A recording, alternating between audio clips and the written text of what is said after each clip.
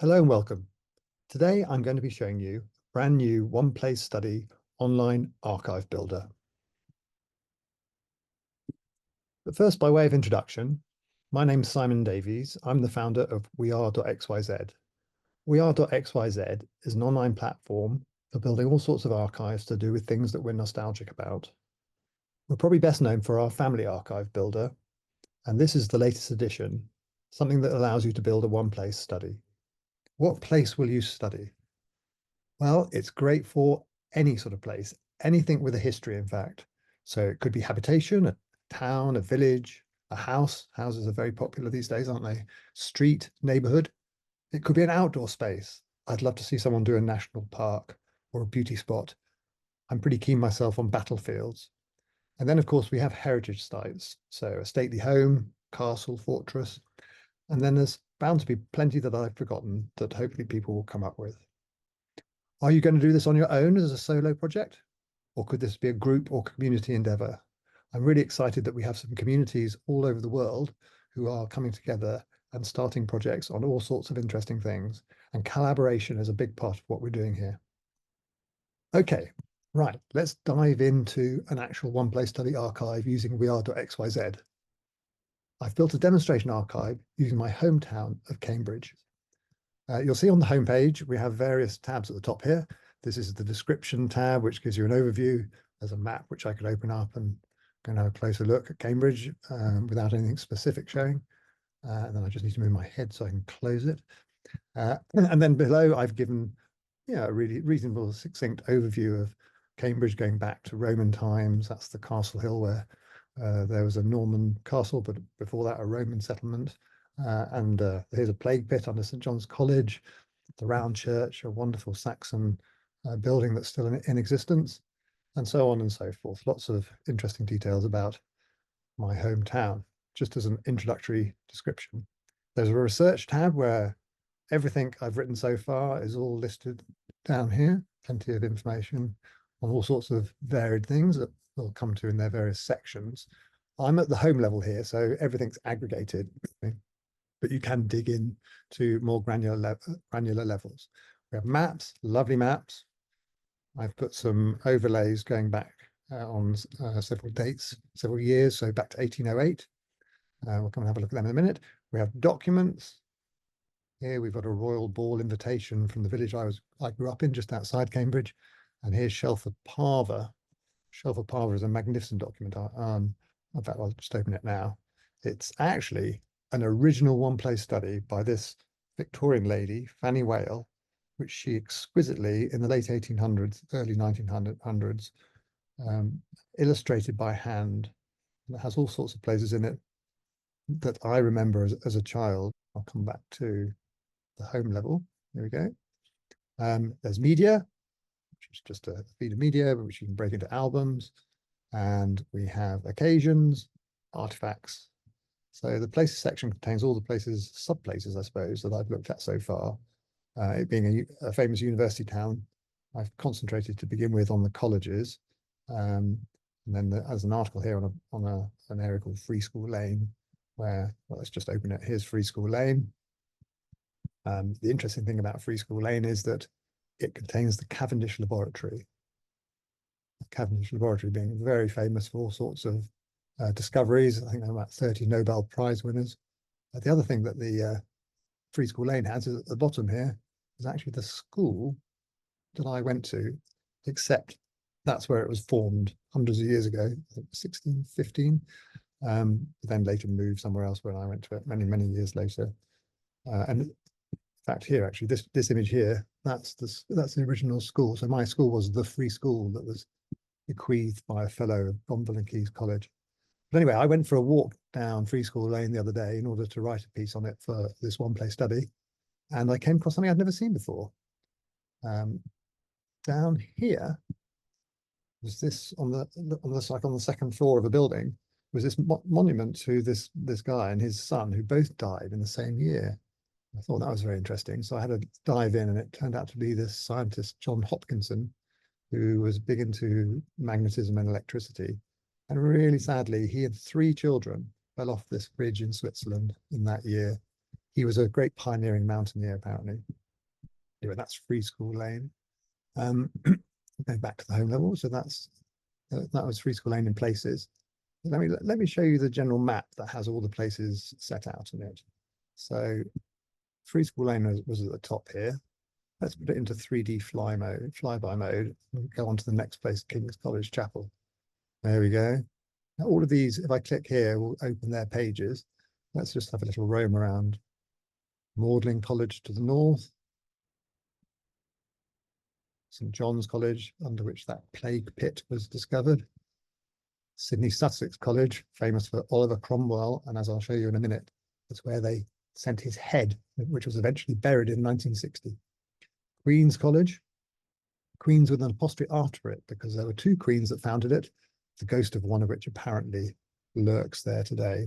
Here's King's College, and of course, next to King's College, or within it, is King's College Chapel. I'll come back to that in a minute. Here's Gomberland Quays, here's Trinity, Sir Isaac Newton, and you can see below there that square, that's the square they famously ran around in Chariots of Fire, although they weren't allowed to use it for the filming of the film. They used keys, I think, but the actual historical event took place in Trinity Great Court. And then just generally, this is the University of Cambridge. There's King's College Chapel. There you go.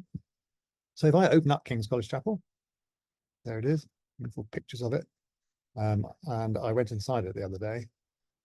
And one of the great things I was looking for was some graffiti. That's an overview of King's College Chapel. But I just have a look in some other bits and pieces that I've put in here about King's College Chapel.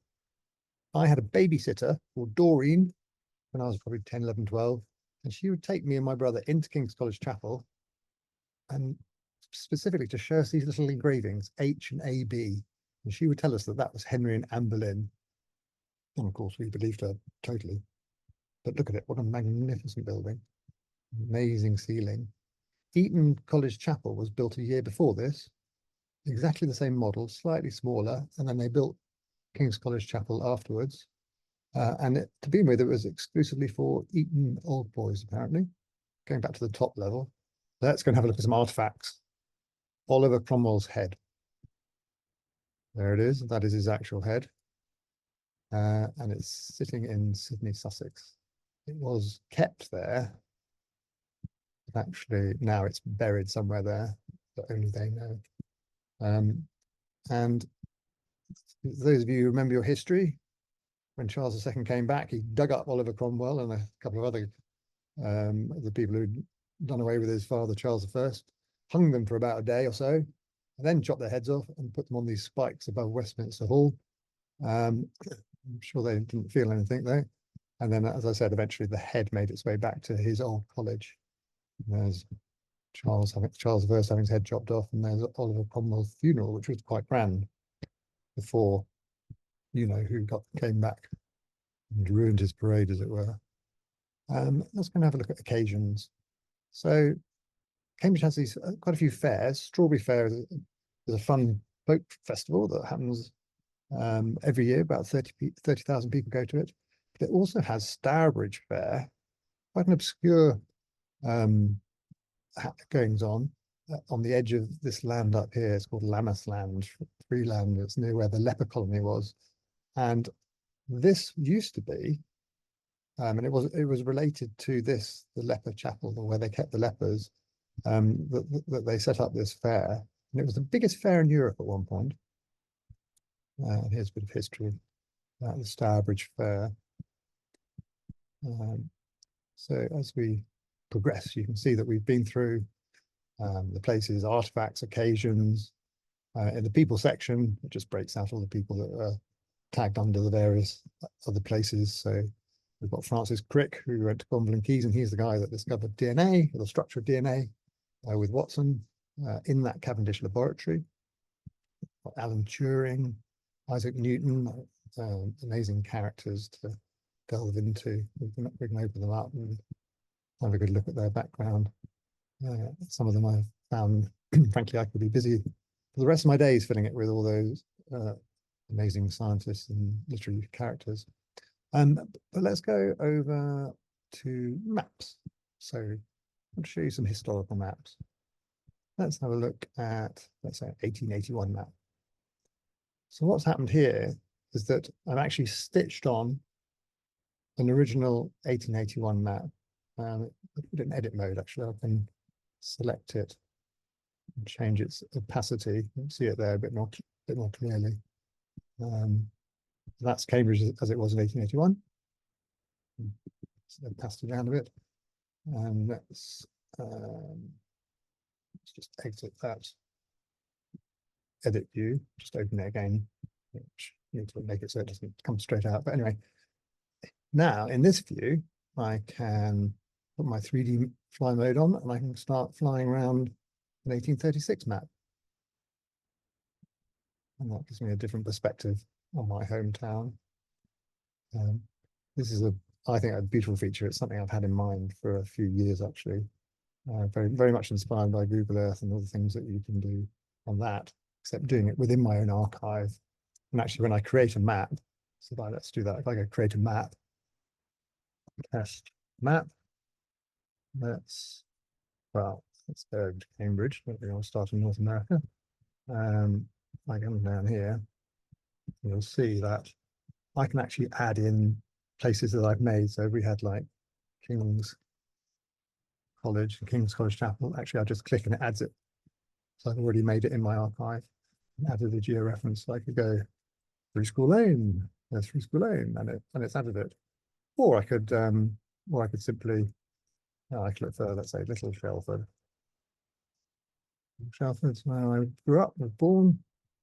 And I can add a marker. So that's not a place yet in my archive per se, but I've added a marker to that map, and then I can create it. And there it is, and I can open this map.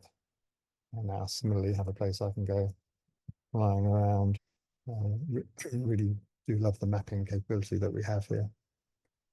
But with that, I will say farewell, and please do try it if you have any inclination at all to capture a special place to you.